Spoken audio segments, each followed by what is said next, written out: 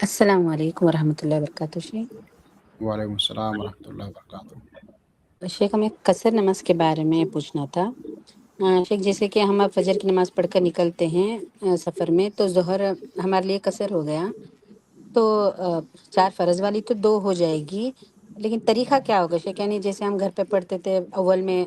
ظہر میں 4 رکعت سنت، 2 فرض سفر کی وجہ سے، اور بقیہ 2 سنت 2 نفل، ایسے ہی پڑھنا ہے شیخ؟ دیکھیے، سفر کی حالت میں نمازیں قصر کی جائیں گی،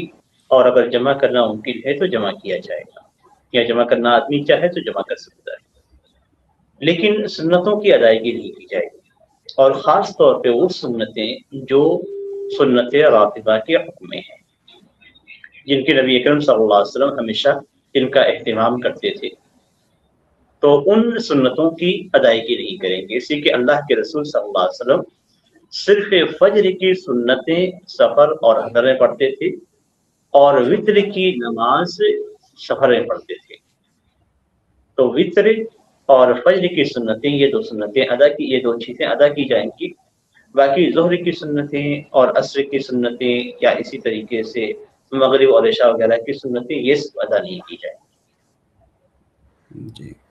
جی جی شیخ، اور ایک سوال کریں؟ ہاں، لیکن نوافل آپ جتنا چاہیں پڑھ سکتے ہیں، عام نوافل جتنا چاہیں آپ پڑھ سکتے ہیں۔ جی کر لیجئے۔ جی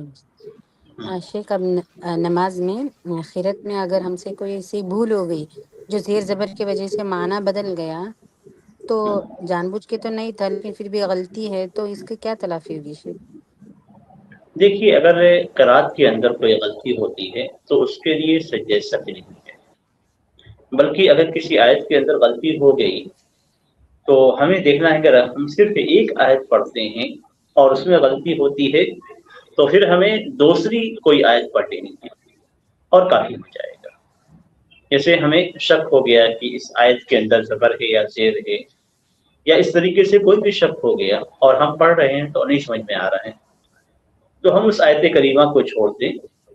اور دوسری کوئی آیت پڑھ لیں، دوسری کوئی سورہ پڑھ لیں تو کافی ہے، وہاں پہ سجدہ سہو کرنے کی ضرورت نہیں۔ یہ خاص طور پہ قرات سے متعلق بات ہے۔ اب اگر ہو گئی ہے تو شیخ کیا کرے اس کا؟ آپ نے ظاہر سی بات ہے ایک آیت تو نہیں پڑھی ہوگی،